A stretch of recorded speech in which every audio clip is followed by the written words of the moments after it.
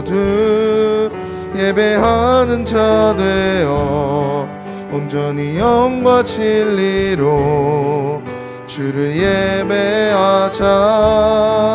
주가 우리와 함께 영원히 함께 하시고 마르지 않는 샘물로 우릴 채우시우리.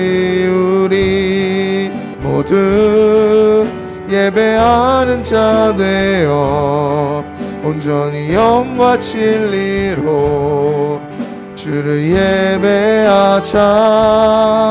주가 우리와 함께 영원히 함께 하시고 마르지 않는 샘물로 우릴 채우시리라. 전능하사 천지를 만드신 하나님 아버지를 내가 믿사오며 그 외아들 우리 주 예수 그리스도를 믿사오니 이는 성령으로 잉태하사 동정녀 마리아에게 나시고 본디오 빌라도에게 고난을 받으사 십자가에 못 박혀 죽으시고 장사한 지 사흘 만에 죽은 자 가운데서 다시 살아나시며 하늘에 오르사 전능하신 하나님 우편에 앉아 계시다가 저리로서 산자와 죽은 자를 심판하러 오시리라. 성령을 믿사오며 거룩한 공회와 성도가 서로 교통하는 것과 죄를 사하여 주시는 것과 몸이 사는 것과 영원히 사는 것을 믿사옵나이다. 아멘.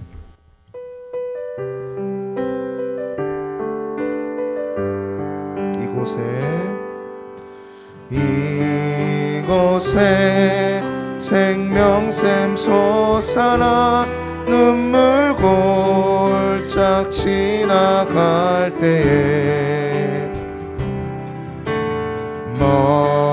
머자나 열매 맺히고 웃음소리 넘쳐나리라. 그날에 하늘이 열리고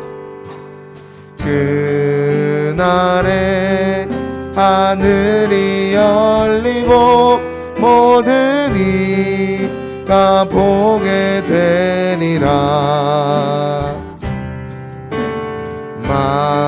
마침내 꽃들이 피고 영광의 주가 오시리라. 꽃들도 구름도 바람도 넓은 바다도 찬양하라 찬양하라 예수를. 하늘을 울리며 노래해 나의 영혼아 은혜의 주 은혜의 주 은혜. 다시 한번 찬양하겠습니다. 이곳에 생명샘 솟아나 이곳에 생명샘 눈물 골짝 지나갈 때에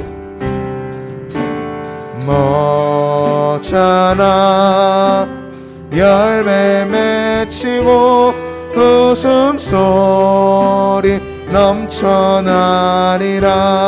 그날에 하늘이 열리고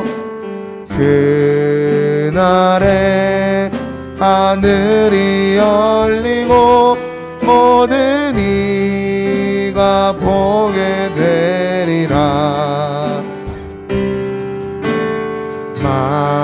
마침내 꽃들이 피고 영광의 주가 오시리라. 꽃들도 구름도 바람도 넓은 바다도 찬양하라 찬양하라 예수를. 하늘을 울리며 노래해 나의 영혼아 은혜의 주 은혜의 주 은혜의 주 은혜의 주 은혜의 주 은혜의 주 은혜의 주.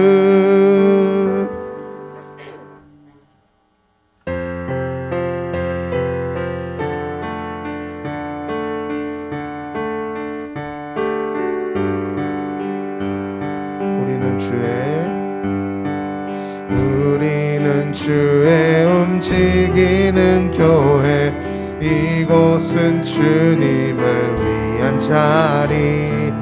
내가 기도하는 모든 땅 위에서 하나님 예배 받을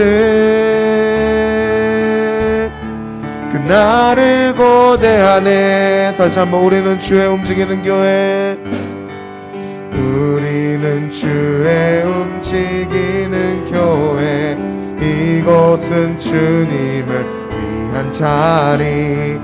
내가 기도하는 모든 땅 위에서 하나님 예배 받을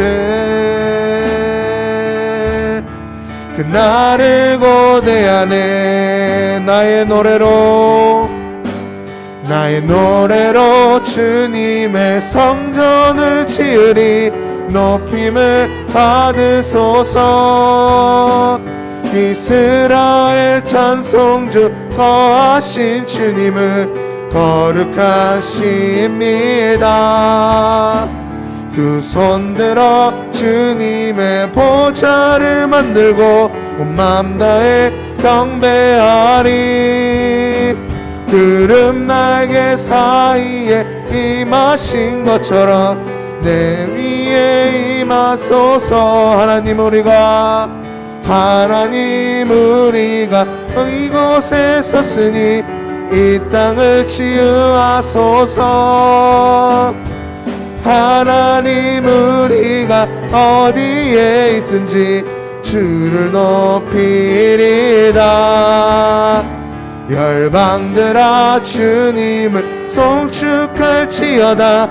그 발 아래 힘 맞추라. 영원한 통치자 주 예수 그리스도, 그는 위대하시와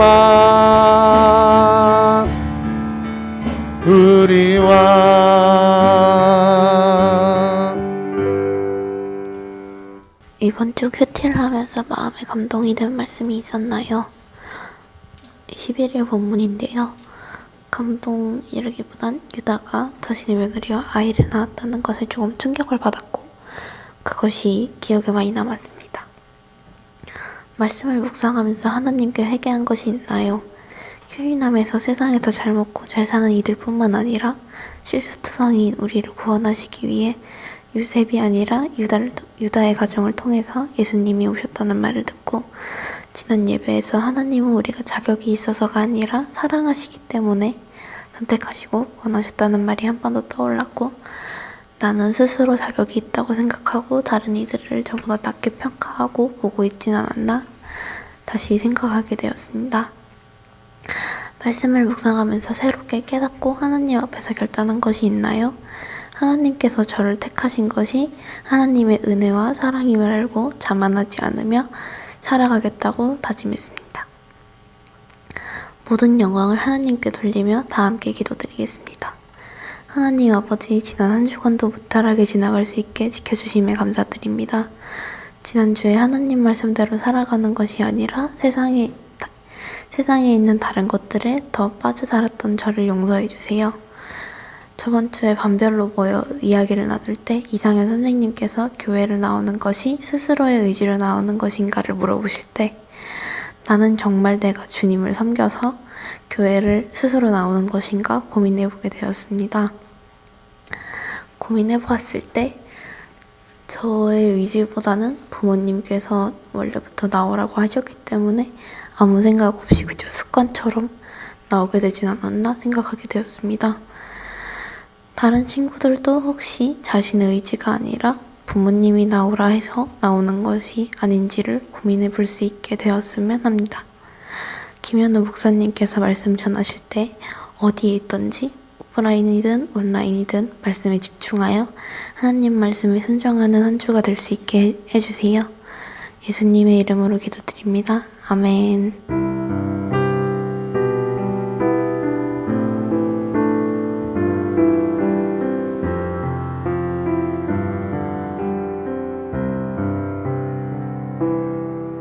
우리 주님 앞에 감사하는 마음으로 헌금하겠습니다.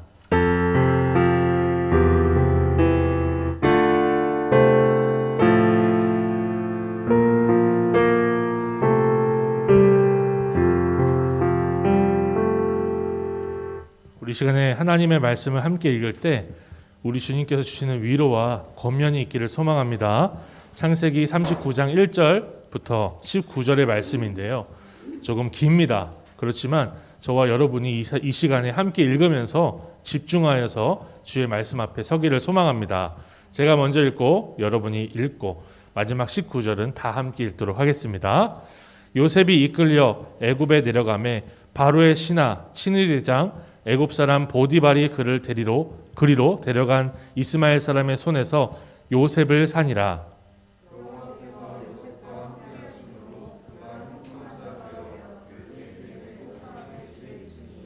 그의 주인이 여호와께서 그와 함께 하심을 보며 또 여호와께서 그의 범사에 형통하게 하심을 보았더라.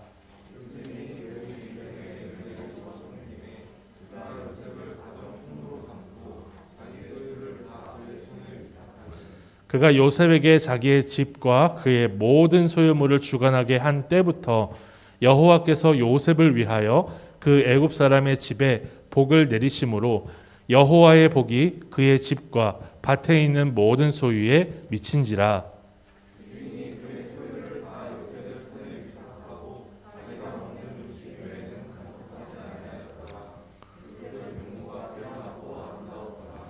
그 후에 그의 주인의 아내가 요셉에게 눈짓하다가 동침하기를 청하니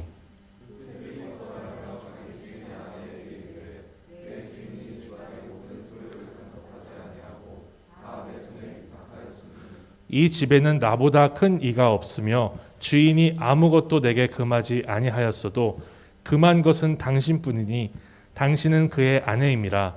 그런즉 내가 어찌 이 큰 악을 행하여 하나님께 죄를 지으리이까?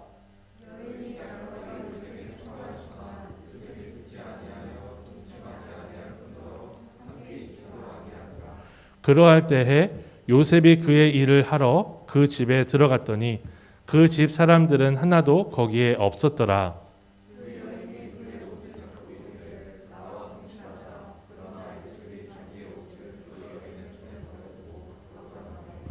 그 여인이 요셉이 그의 옷을 자기 손에 버려두고 도망하여 나감을 보고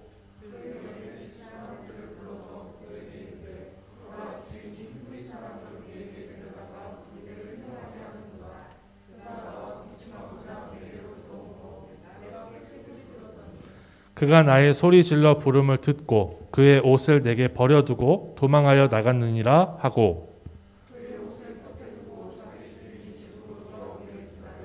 이 말로 그에게 말하여 이르되 당신이 우리에게 데려온 히브리 종이 나를 희롱하려고 내게로 들어왔으므로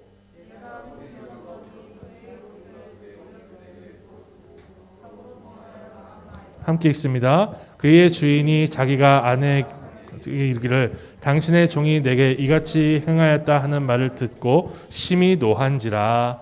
아멘. 저는 오늘 본문의 말씀이 되게 익숙하고 친숙합니다. 여러분 이집트의 왕자라는 애니메이션을 알고 계시나요? 디즈니에서 나왔던 건데 거기 1편에는 요셉에 대해서 다루고 있고 그리고 2편에 모세에 대해서 다루고 있잖아요. 그렇죠? 그래서 제가 너무나 친숙하게 알고 있는 그런 말씀이어서 이 말씀을 준비할 때 어떻게 전할까, 어떻게 묵상할까라는 생각을 많이 해보게 되었습니다. 근데 저는 오늘 본문에 나오는 요셉을 이런 키워드로 정리할 수가 있었어요. 따라해 볼게요. 형통과 복. 형통이라는 단어를 여러분 아시나요? 제가 사전에서 찾아보니까 이런 단어래요. 모든 일이 뜻과 같이 잘 되어감. 다시 한번 말씀드릴게요. 모든 일이 뜻과 같이 잘 되어감. 굳이 우리가 형통이라는 말을 쓰지 않아도 모든 사람은 형통하고 싶어 합니다.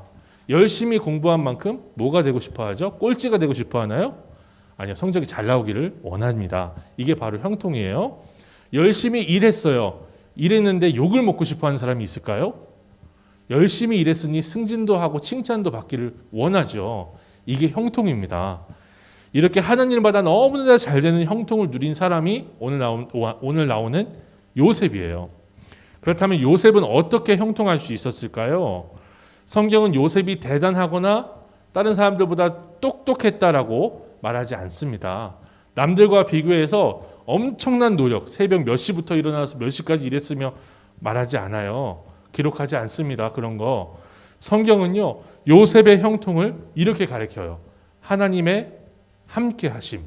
따라해 볼게요. 하나님의 함께 하심.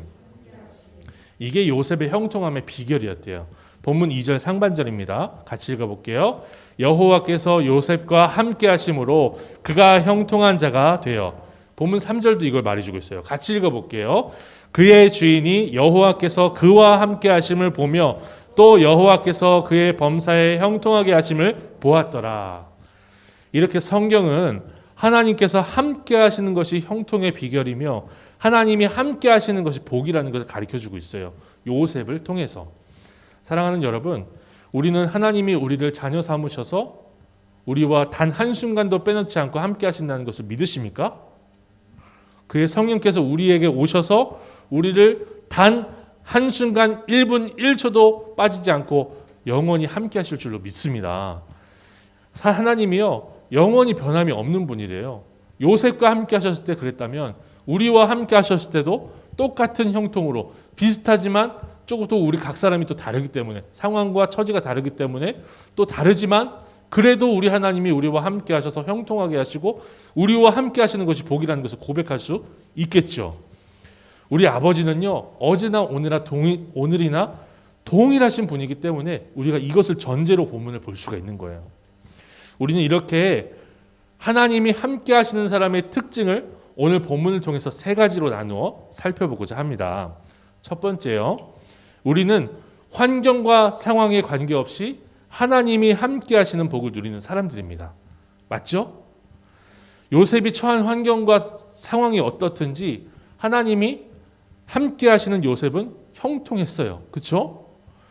앞서 요셉은 형들에게 미움을 받아서 구덩이에 빠져가지고 죽을 뻔했어요. 그러다가 겨우 목숨을 건져서 한 게 뭐였냐면 유다 형의 말대로 미디안 상인, 이스마엘 상인들한테 팔려서 애굽에 내려온 거였습니다. 이렇게 노예로 팔려간 요셉이 애굽에 또다시 와서 노예 시장에서 애굽의 친위대장 보디발에게 팔렸다는 게 본문의 시작이에요. 1절인데 같이 읽어봅시다.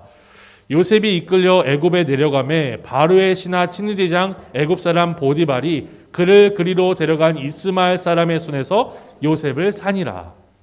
이 요셉을 샀다는 게 시작인 거예요. 요셉은요, 사고 파는 물건과 다름없는 노예였습니다. 노예였어요. 이게 얼마나 끔찍한지 한번 예를 들어볼게요. 제가 근래에 여러분도 한번 키워보신 적이 있을 것 같은데 햄스터를 한 마리 사서 키우게 됐는데요. 너무나 작고 귀여운 존재예요. 그냥 보고 있으면 얘가 쳇바퀴를 돌리고 있으면 그냥 그거 자체로 너무 행복합니다. 햄스터를 제가 얼마를 주고 샀냐면 땡마트에서 5,000원을 주고 샀어요. 5,000원을 주고 데리고 왔다고 해서 제가 이 작은 생명체한테 야 동글이거든요. 이게 동글동글하게 생겨가지고 동글아 설거지 좀 하고 집안 청소기 좀 돌려놔라. 그리고 제가 시킬까요? 그런 사람 봤습니까? 아니에요. 오히려 제가 이 동글이의 밥을 챙겨주고 똥오줌을 아침 저녁으로 치워주고 있어요.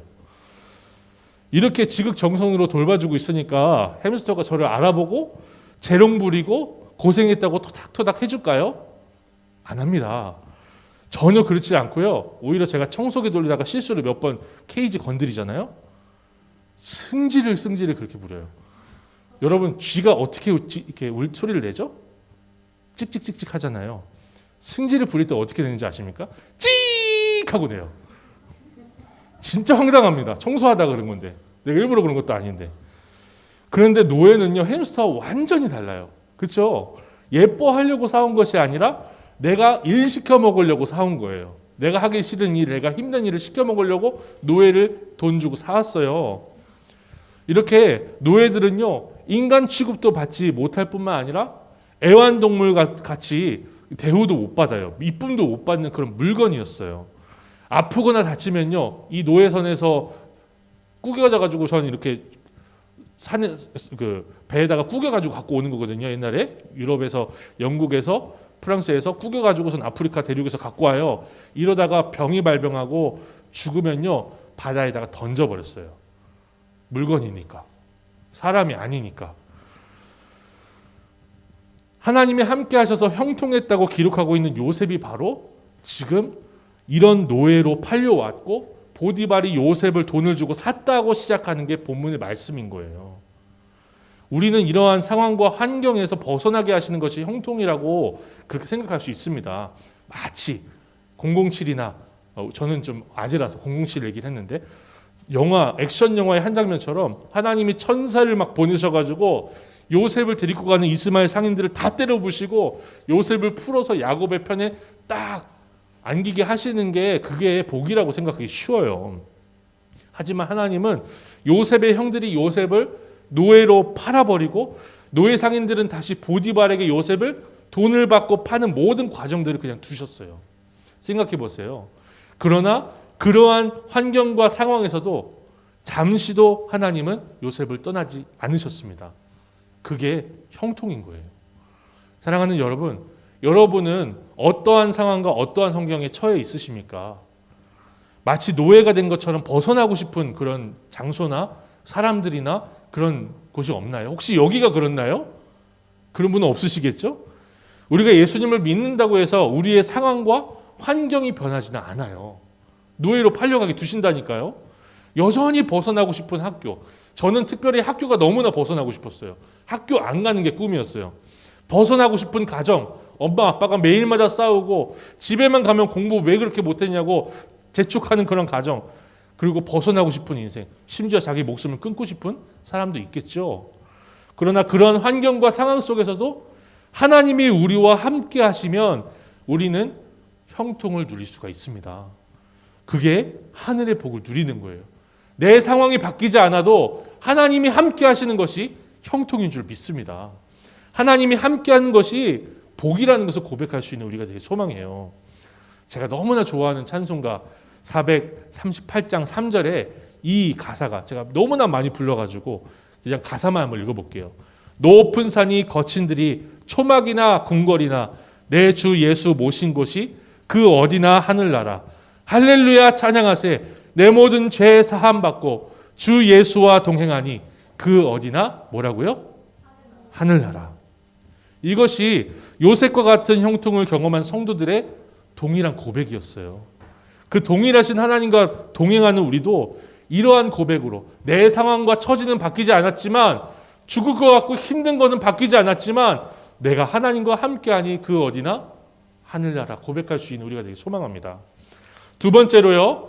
우리는 같이 읽어볼게요. 우리는 하나님과 함께 하나님이 함께 하셔서 오타가 났어요. 하나님이 함께 하셔서 생명을 살릴 준비를 하는 사람들입니다. 우리가 잘 알고 있듯이 요셉은요. 나중에 애굽의 총리가 돼서 가족을 살리는 역할을 해요. 여러분 이집트의 왕자에 보면요. 그 가족들이 나오는데 가족들이 얼싸안고 70여 명이 내려갑니다. 여기서 내려가서 7년간의 흉악한 그 흉년에서도 이 가족들을 다 살리는 역할을 요셉이 하게 되는 거예요. 이렇게 하나님이 야곱의 70명이나 되는 가족들을 보호하시고 그 생명을 지키시기 위해서 요셉을 미리 준비시키시는 거죠. 하나님이 함께 하셔서 요셉이 형통하게 되니까 보디발은 뭐 하는지 아십니까? 요셉이 17세에 등장을 하고 17세에 노예로 팔려갔잖아요. 어린 요셉을 가정의 총무로 세워버립니다. 본문 4절입니다. 같이 읽어봐요. 요셉이 그의 주인에게 은혜를 입어 섬김에 그가 요셉을 가정 총무로 삼고 자기의 소유를 다 그의 손에 위탁하니. 애굽의 총리 될 준비를 시키시는 거예요. 어린 요셉에게 생명을 살리며 보존할 준비를 하게 하시는 거죠. 이 고난을 통해서. 생각해 보세요. 요셉이 처음에 등장했던 성경에 등장했던 그 시기가 노예로 팔려갔던 나이가 몇 살이었죠? 17살. 우리나라 나이로 하면 만으로 따지지 않고 우리나라 나이로 하면 18살. 고등학교 2학년 학생입니다. 고등학교 2학년 학생들 손 들어보세요. 네, 내주세요. 여러분 요셉이 되시길 총통하시기를 축복합니다. 예, 여러분 나이에요. 여러분 나이에요. 이런 요셉이 애굽의 총리가 된 나이가 몇 살일까요? 여러분 잘 아시죠? 몇 살이죠? 30살이에요. 30살. 그러니까 겨우 17살에서 30살까지 가는 13년 만에 애굽의 모든 문화와 경제와 이런 모든 정책들을 할 수 있는 준비를 시키셔야 했던 거예요. 한 번도 가보지 않은 외국이었거든요. 애굽이 요셉한테는. 근데 거기에 가서 간지 13년 만에 총리가 될 준비가 다 되었어야 했던 겁니다. 저는 본문을 묵상하다 이런 질문을 해봤어요.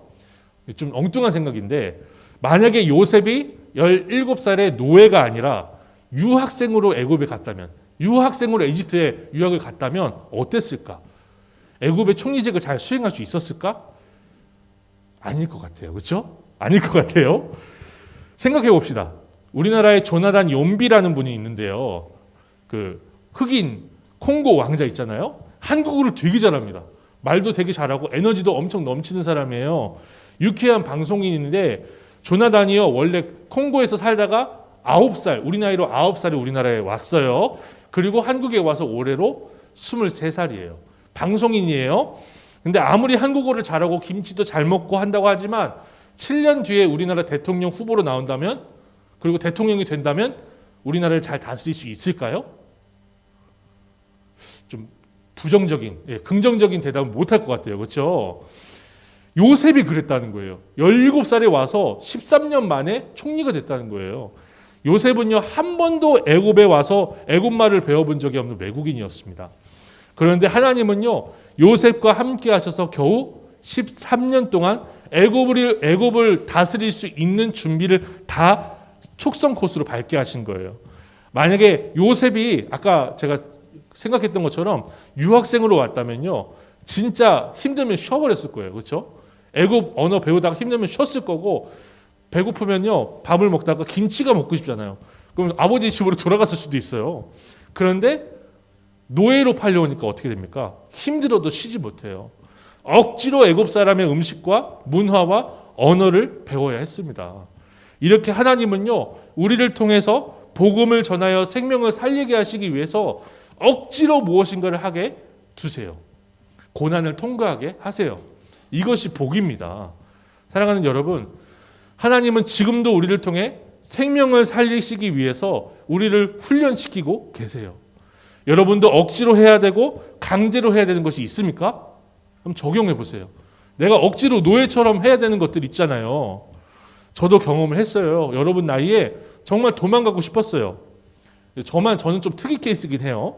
하지만 억지로 교실에 앉아 있다고 해도 하나님이 우리와 함께 하신다면 요셉과 같이 형통할 수 있고요. 생명 살릴 수 있습니다. 우리가 억지로 앉아있는 그 교실이 우리를 통해서 예수 그리스도의 복음을 전하고 예수 그리스도의 복음으로 내 친구들이 살아나는 생명의 역사를 경험할 수 있는 부흥의 장이 될 수 있는 거예요. 하나님이 함께 하시는 우리를 통해서 예수 그리스도를 믿어 구원받는 역사가 있게 하시기를 소망합시다. 하나님이 우리를 통해서 생명 살리는 역사를 준비하게 하시기를 정말 기도하며 나아가기를 소망합니다. 세 번째요. 같이 읽어볼게요. 우리는 하나님이 함께 하시기 때문에 죄와 싸워 이길 수 있습니다. 하나님이 함께 하시기 때문에 우리는 오늘 본문을 통해서 창세 이후로 처음 이걸 한 사람을 발견하게 돼요. 뭐죠? 죄와 싸워서 이기는 사람을 보게 돼요. 6절 하반절에는요, 갑자기 요셉의 외모에 대해서 얘기를 합니다. 6절 하반절 읽어봐요. 요셉은 용모가 빼어나고 아름다웠더라. 이 얘기를 갑자기 왜 할까? 그 다음에 요셉이 꽃미남이다 라고 얘기하고 바로 보디발 사모님의 유혹이 등장합니다. 7절입니다. 그 후에 그의 주인의 아내가 요셉에게 눈짓하다가 동침하기를 청하니, 동침이라는 거는요, 말 그대로 같이 자는 거예요. 간통이죠. 간통이에요. 오해하지 마십시오. 보디발 사모님은요, 뚱뚱하고 못생긴 중년 여성이 아닙니다. 못생겼다는 얘기는 죄송합니다. 그냥 그런 아줌마가 유혹을 했을 것이다. 그러니까 요셉이 이겨낼 수 있을 것이다 라고 생각하시는 분들이 많아서 말씀을 드리는 거예요. 보디발의 아내는 예쁜 여성이었을 것이라고 성경학자들, 역사학자들이 이야기하고 있습니다. 그도 그럴 것이, 그 당시에 힘 있는 사람들은 다 예쁜 여성을 데려다가 자기 아내로 삼았어요. 그러니까 요셉이 당한 시험은요, 이런 거예요. 아주 아름다운, 그 당시 애굽에서 가장 예쁜 결혼한 여인이 유혹한 거였어요. 여기서 요셉은 보디발 사모님의 유혹에 이렇게 대답합니다. 9절 하반절인데요. 그런즉 내가 어찌 이 큰 악을 행하여 하나님께 죄를 지으리까.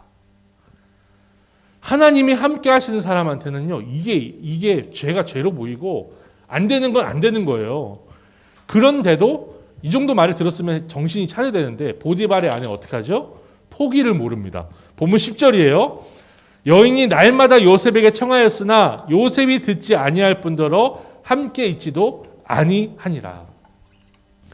요셉은요, 날마다 이런 유혹을 받으면서 죄를 이길 수가 있었는데 어떻게 했다고요?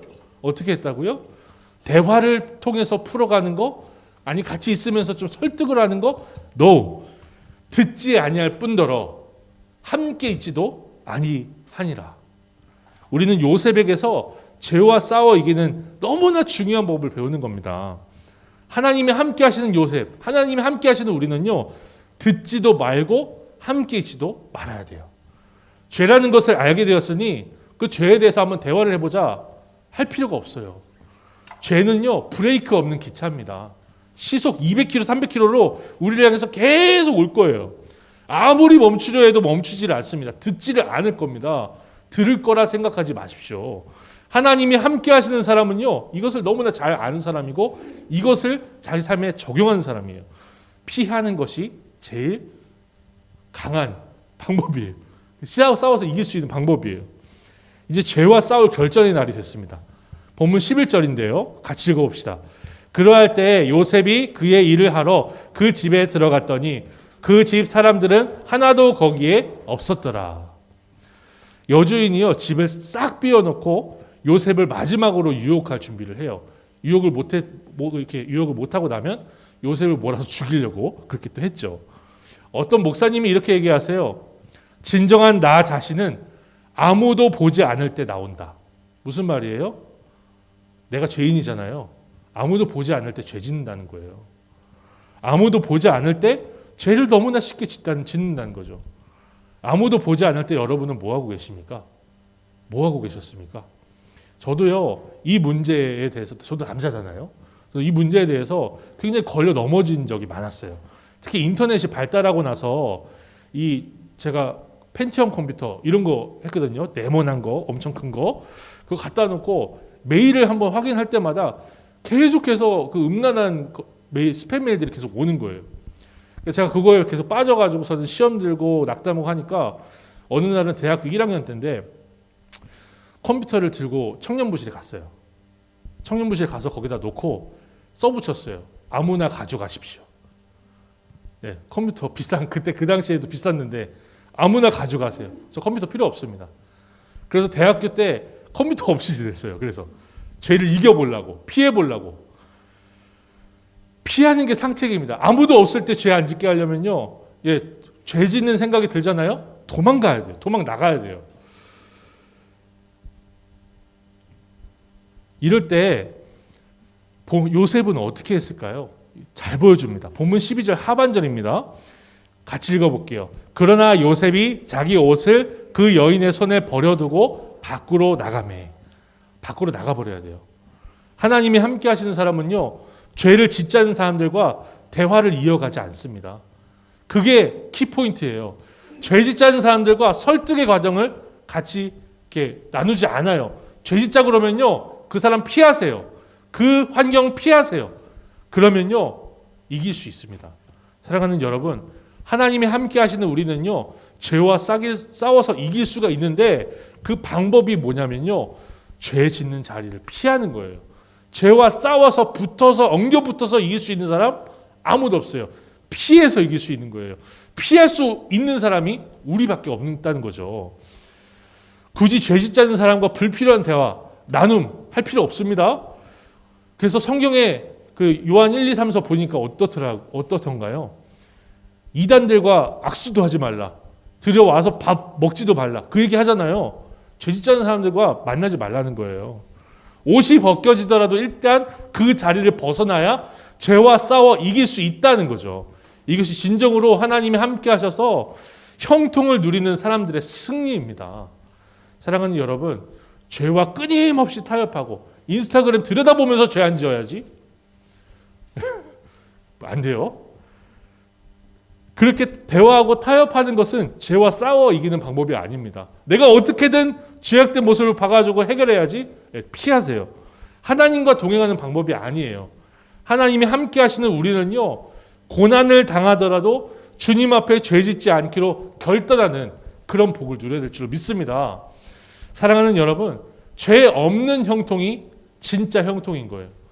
죄 조금 지고 조금 횡령 좀 하고 아니면 챗 컨닝도 좀 하고 그러면서 100점 맞는 거 그 형통 아닌 거예요. 하나님 앞에 죄 없는 형통을, 진정한 형통을, 진정한 복을 누리시길 바랍니다. 너무나 음란하고 악한 세상인데요. 특별히 인터넷에는 우리가 보지 말아야 할 것들이 너무나 많아요. 인스타그램을 봐도요, 몇 번 올리다 보면요, 이상한 것들이 이렇게 자꾸 올라오는지 몰라요. 사랑하는 여러분, 보디발의 아내처럼 여러분을 죄짓게 하고 유혹하는 것들을 보게 되면요, 대화를 나누실 필요가 없습니다. 감상하실 필요도 없어요. 그냥 도망갑시다. 죄와 싸워서 승리하는 일주일을 보내기를 소망합니다. 정리할게요. 하나님이 함께 하시는 사람은 이런 복을 누립니다. 첫째로 같이 읽어봅니다. 우리는 어떠한 상황과 환경에도 하나님이 나와 함께 하시는 복을 누립니다. 여러분이 처한 상황, 여러분이 처한 그 환경이 바뀌지 않아도 나와 함께 하시는 하나님 때문에 형통할 수 있는 복을 노래하시길 바랍니다. 둘째로, 우리는 하나님이 함께 하셔서 생명을 살릴 준비를 하며 삽니다. 억지로 앉아있는 그 자리에서 하나님과 동행하며 생명을 살릴 준비를 하는 우리가 되길 소망합니다. 셋째로요, 우리는 하나님이 함께 하셔서 죄와 싸워 이기는 승리를 누립니다. 죄질 것들이 보이면요, 도망칠 수 있는 용기거든요. 도망칠 수 있는 비겁함이 아니라 그런 용기가 하나님과 함께하는 우리에게 있기를 소망합니다. 이처럼 하나님과 함께하는 복을 마음껏 누리는 우리 일주일이 되기를 소망하는데요. 혹시 여러분 선생님들 이 줄마다 한 분씩 계시는데, 하나님 아버지, 우리 사랑하는 중고등부가 정말 하나님과 함께하여서 함께 하시는 주님 바라보고 일주일을 잘 보내게 하시고 승리를 외치며 생명을 살리며 주님이 함께 하시는 것 자체가 복이라 노래할 수 있는 우리 부서가, 우리 사랑하는 교회가 되게 하옵소서. 예수님의 이름으로 기도드립니다. 아멘. 앉은 자리에서 주님께서 가르친 기도를 따라 함께 기도할 수 있으면 좋겠습니다. 그러므로 너희는 이렇게 기도하라. 하늘에 계신 우리 아버지여, 이름이 거룩히 여김을 받으시오며 나라가 임하시오며 뜻이 하늘에서 이루어진 것 같이 땅에서도 이루어지이다. 오늘 우리에게 일용할 양식을 주시옵고 우리가 우리에게 죄 지은 자를 사하여 준 것 같이 우리 죄를 사하여 주시옵고 우리를 시험에 들게 하지 마시옵고 다만 악에서 구하시옵소서. 나라와 권세와 영광이 아버지께 영원히 있사옵나이다. 우리 주 예수 그리스도의 은혜와 하나님의 사랑과 성령의 교통하심이 주님께서 함께 하시며 눈동자와 같이 지키시는 주의 자녀들에게 있을지어다. 아멘.